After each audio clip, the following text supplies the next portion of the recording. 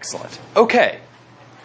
So, my name is Kent Vandemark, and for my project, I researched the number of gold medals the United States Olympic team is likely to win if certain variables are met, and depending on these certain variables. So, the background here is that every 4 years, the Summer Olympic Games are held. Every 4 years, but 2 years ahead of or behind those Summer Games, the Winter Games are held, the Winter Olympic Games. And originally, the Olympics started out in Athens, but the modern Olympic Games, or just the Olympic Games as they're called, started in 1896. They actually started out in Athens, and they've continued to this modern day. And every 4 years from 1896, there's Summer Games, and then about 1960, the Winter Games started being held as well. And every 4 years is called an Olympiad. And these Olympiads are respected by all nations, and even when war comes along and cancels the Olympics for a certain year, the Olympiad is still held. And so, technically speaking, there just were no gold medals offered in 1940 because of World War II. So, gold medal, highest reward for the Games, and first Winter Olympics were held in 1924, not 1960, I'm sorry. And it was actually held in France, and originally they were held during the same year, and then they decided that was too much, and after World War II, they kiboshed that. So, my objective here was to find the model that would allow me to predict the number of gold medals the United States would be likely to win in any given Olympics, winter or summer. That was it. That was my end goal. So, just going off of the data, had 5 independent variables, and I went with team size, how many people there are. More people there are, more likely there's someone on that team that's going to be good enough to get a gold medal. The gender ratio of the teams, how many men there were to how many females on a team each time that worked. The number of countries that were participating in the given Olympics. More countries there are, the more other people there are going to be, lower your own chances of winning. The total number of events that are being held, the more events there are, the higher your likelihood of finding some event where you're just going to be the best at it. And the season of the Olympics, winter versus summer. And that actually got kind of interesting, and I'll show you guys how that worked out. For the dependent variable, it's very straightforward, just the number of gold medals won by the U.S.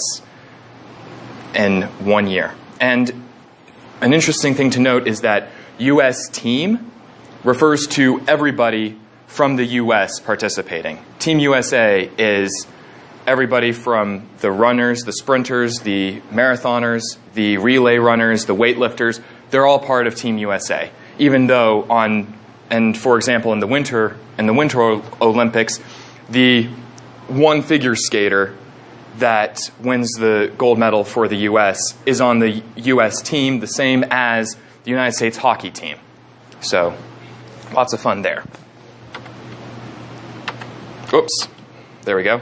So for data, I had to look up all of these various things. Olympic.org is where I found a lot of really good information about the gender ratio. It has every athlete's name.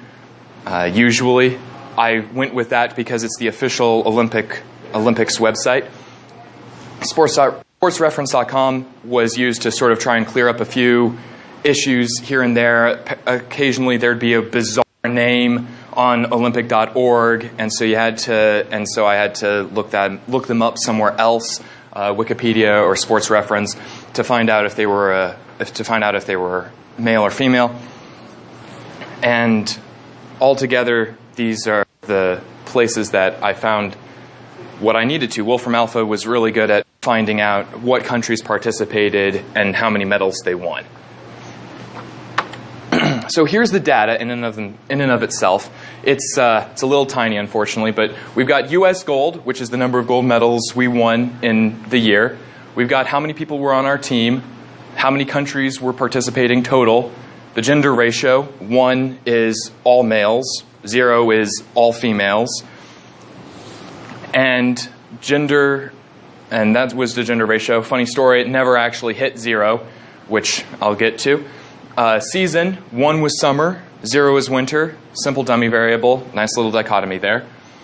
Total gold was my reference for how many medals were available to be won. If for example, U.S. gold was 43 and the total gold was 43, then it would have been a clean sweep. We would have won every medal.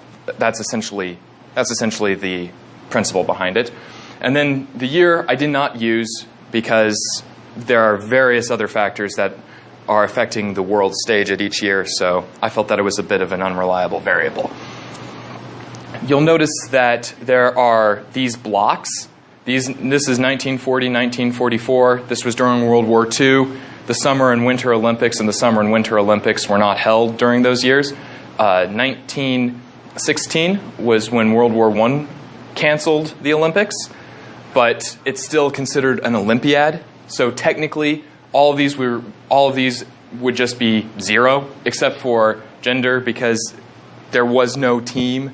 And if there was no team, then it's an error. So these had to be blanked out. Same with this one. In 1980, we boycotted the Olympics because they were being held in Russia.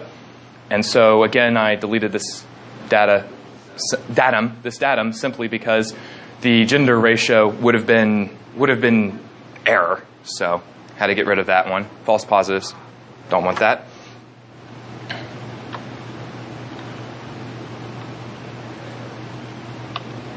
There we go. Okay.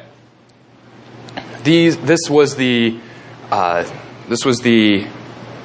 distribution of the variable team, which was how many people were on a team at a time, and it looks fairly normally distributed. There's a bit of a weird sort of wavy effect here, and I'll get to that. It's actually kind of interesting to look at this down the line. But that's basically what happened with all the variables.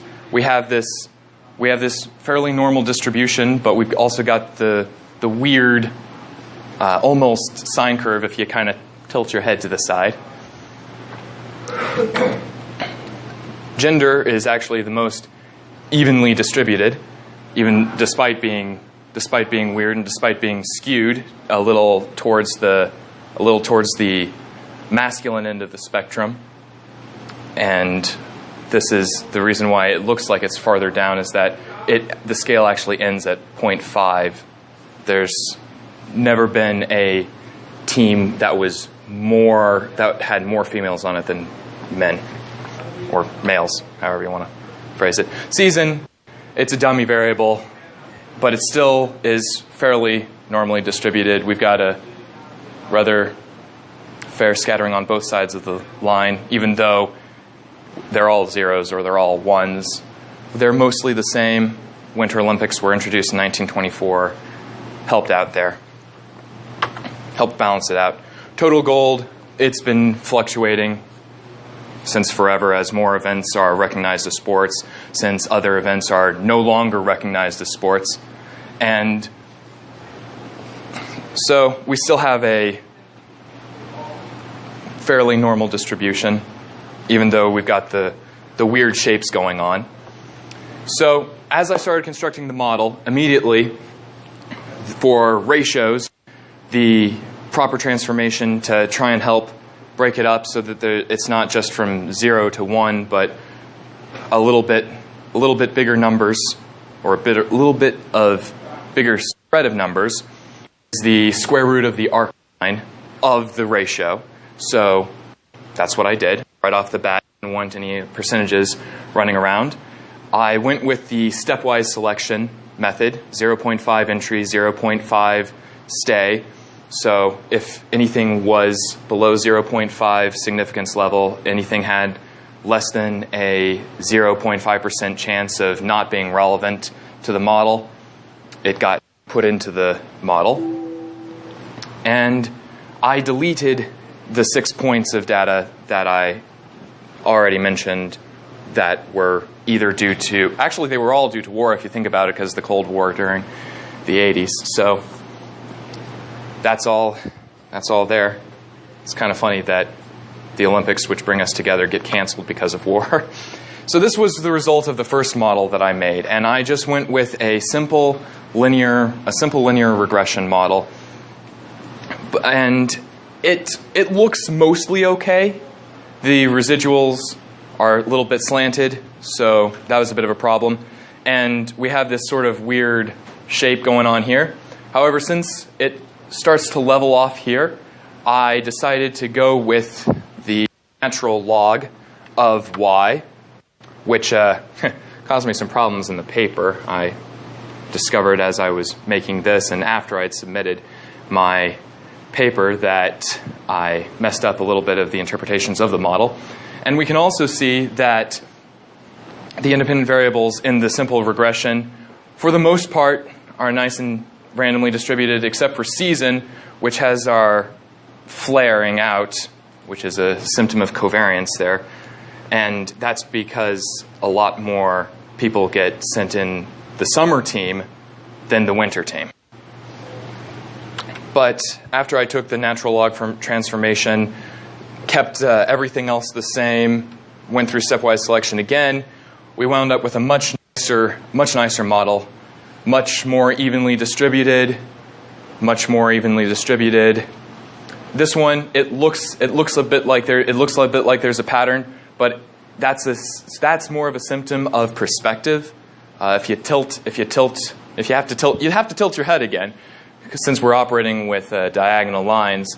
But these are actually fairly close. They're a little bit farther out, but that's a thing that happens.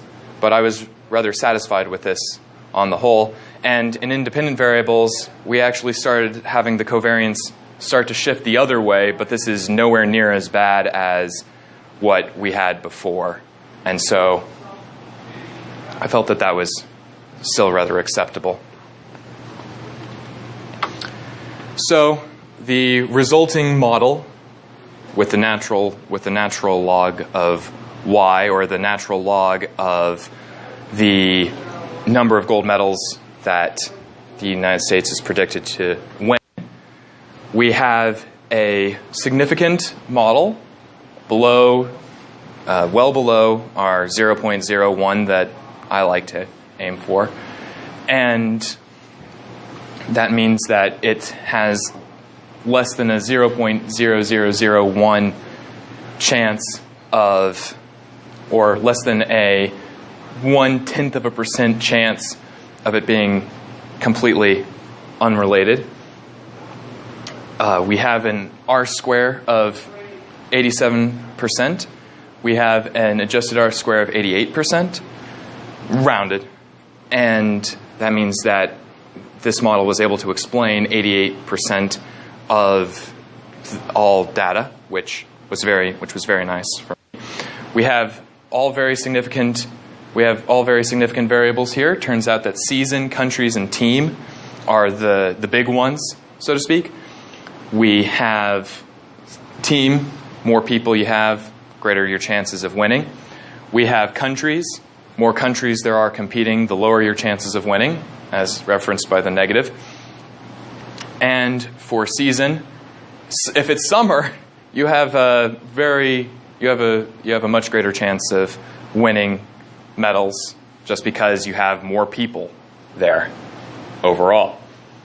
And for the most part, this is looking really good. You'll notice that the variance inflation is over 10, which indicates some collinearity issues. And again, I'm pretty sure that's the team and season, but it's not that far over 10, fortunately. Unfortunately, it's still over 10, so there is that. But a lot of the team depends on season, and that's why I figured out that we had that kind of curve like that, essentially it was modeling the fact that there was essentially a set of summer variables and a set of winter variables. Or not a set of summer and winter variables, a set of generalized summer victories, summer gold medals, and winter gold medals. We've got to wait a little bit. Again, proportion of variation. We had 2 over 0.8, and indicating more collinearity, which was not the best, but still nice, at least from where I'm standing. And for the influential points, the studentized residuals and the deleted studentized residuals came up with different points of data that were influential as opposed to the hat value. None of them violated Cook's D of over 1, which was very nice. I left these points in because in an Olympics game, in the Olympics, you won that many gold medals for a reason. It's similar to the baseball principle that we talked about on Monday. There's a reason for every victory. There's a reason for every loss. To delete any influential points like this, or any points that are extreme, it feels dishonest. It feels like it's cheating the data. And the same thing happened with the leverage values. But these were actually the first 3 Olympics were the most influential in determining how far it needed to shift from the centroid of all the data, the bulk of all the data, the main predicted values. And I left them in again for the same reasons. For some examples of how well it wound up predicting these values, the best one was this one with a residual of less than 1, less than 0.1, not quite less than 0.01, unfortunately. But that's very close. Ultimately, as we can tell by the prediction intervals, we have a rather large natural log of the number of medals, of 1, which varies from 14 medals to approximately 45 medals, and that's a bit of a stretch, unfortunately. It helps explain the data, but in doing so, it tries to explain a lot of the data, which is it's not necessarily the most precise model, unfortunately, but it's good at explaining what it does. The worst one, unfortunately, actually got flagged by the studentized deleted residual here for its being an outlier and an influence. And there's not a lot that can do, unfortunately. But with a residual of 0.47, with a residual of almost 1, that's pretty far off. So it's unfortunate, but it's the way it works. And then this part was interesting. After I went through all the other data, after I had looked at everything else, I ran the R-square selection method to find the MALO-CP and to find what the MALO-CP had to say. And so this is the model that stepwise selection gave me with team, countries, and season. However, the R-square selection method preferred team, countries, season, and the total gold medals. And so when I looked at this and I was working it over, this one has a MALO-CP of less than k plus 1, less than the 4 variables plus 1. and this one does not have less than k plus 1. And so this caused an unfortunate discrepancy. This is the same model of natural log of US gold. I decided ultimately to go with this model instead, the one that the stepwise procedure selected, because when you ran these variables in the model, total gold was not even within the 0.1, the 10% confidence level. And so I felt that having more confidence in the variables would be the better choice. And the R square is still very similar, 87.29%, sorry, 87.29%, as opposed to 87.88%. So that's my reasoning. That's my reasoning behind why I went with the model I did. So this is just a bit of a summary of the whole model. We have, excuse me, the model of the intercept plus the coefficient of team plus the coefficient of countries plus the coefficient of season to wind up with our predicted number of total gold medals. And what each of these mean is that for each additional team member, essentially the exponent of E, in order to find the total number of gold medals, you needed to take this model and exponentiate it. Raise E to the power of this, and that is how you find the true number of gold medals that the U.S. is predicted to win. And that was a bit tricky in my paper, and I messed up a little bit on that.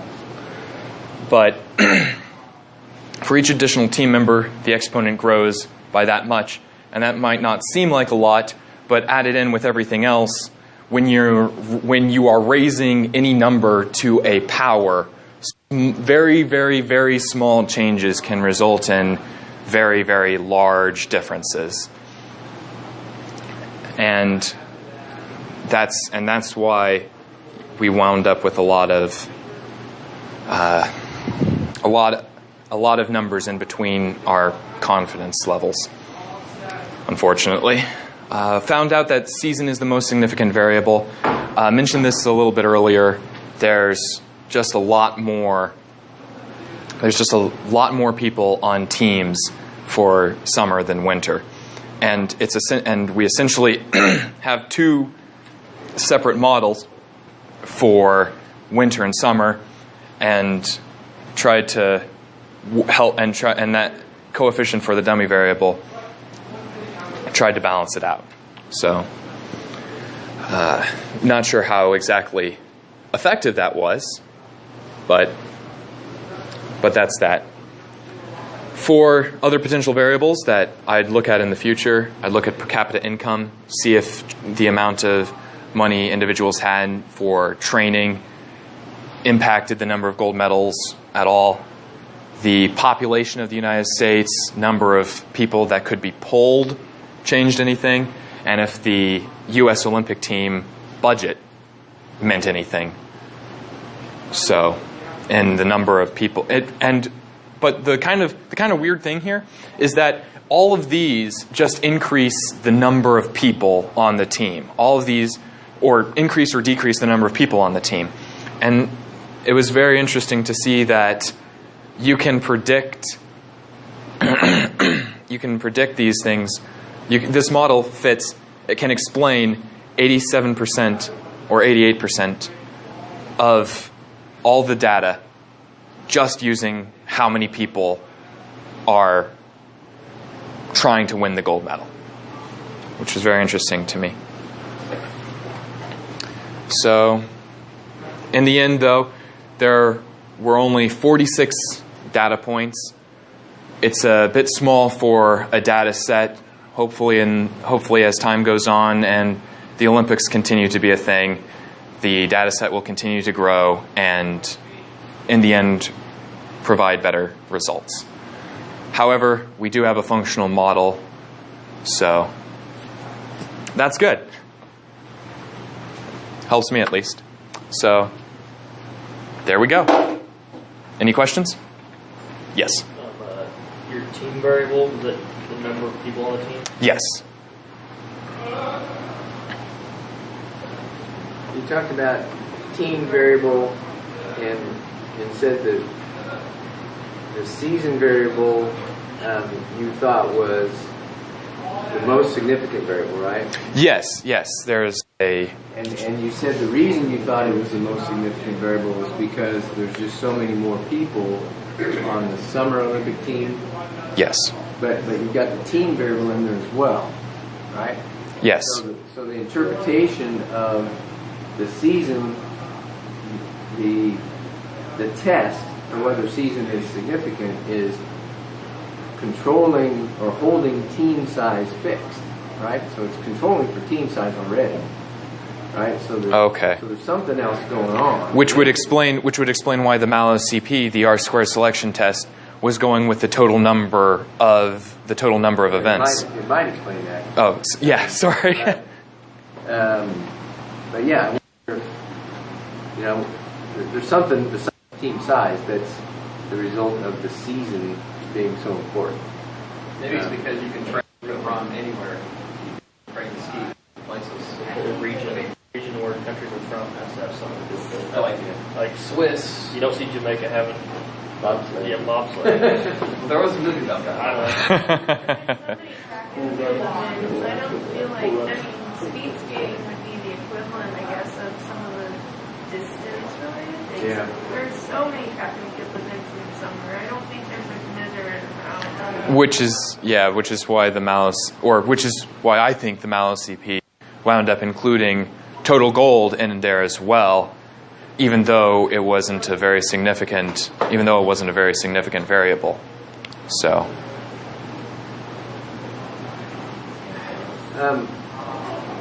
Anybody else have a question? I've got another question, but I don't want to steal all the questions. You had the slide when you talked about collinearity. Yes. You said you showed that the number of countries and the U.S. team size were pretty strongly collinear. One was at 0.87 and one was at 0.9 something in that proportion. Yeah. And that struck me. I thought, why would the number of other countries coming affect our team size? Now, I don't have an answer to that, and you probably don't either. But Well, hypothetically speaking, this is heavy speculation, and that's why I didn't talk about it.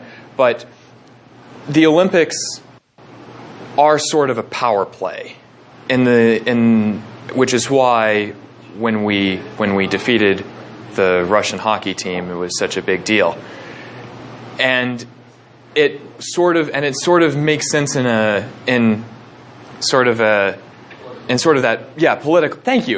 political way, that the more countries that are coming, we better field a lot more people so that we can participate against more people, so that we can potentially win more gold medals. Like there's only so many people at so many people at a time. So if you have more countries bringing in, and the number of people total increase, if you bring more people, you get more people in different heats, like swimming. So I guess I could see. I'm sure there's probably been some statistician that sat down and said, well, if you bring this many more people for this event, you're able to increase your chances by this and winning a gold medal. Or if you have Michael Phelps, you're also fine. well, yeah. Although There's limitations. Yeah, there's limitations. You can't say, we're going to bring 1,000 more people. For Yeah, events. you can only bring 3 per event. But by the team size growing, that's implying that we're going to compete in more events. So they open it up to more events, I guess. Or team events. Yeah. I don't know if this would be a factor, but I was listening to NPR last month about it, and it seems like there are a lot of athletes that So their children that go to the Olympics have to pick a country in which to represent because they're dual nationality. I don't think it would be significant, but it's Do you interesting. think it would reduce the U.S. team size then? Yeah. Well, or it could, if another country decided not to go, then okay, well, I'm also a citizen of the United States. I'll go with the U.S. But So wasn't it- as the number of countries goes down, then Weren't both those positive though? I didn't pay attention to that. Number of countries was negative. Oh, The more okay. countries that participated, the lower the total exponent of E, the lower the total number of medals. But that's an exponentiation thing, That's which pretty yeah, and that's how I actually goofed up on in my paper. I forgot that it's that e to the x plus y is not the same as e to the x plus e to the y, which is rookie mistake, but rookie mistake. Okay. Any Anything? other questions? All right, thank you, Tim.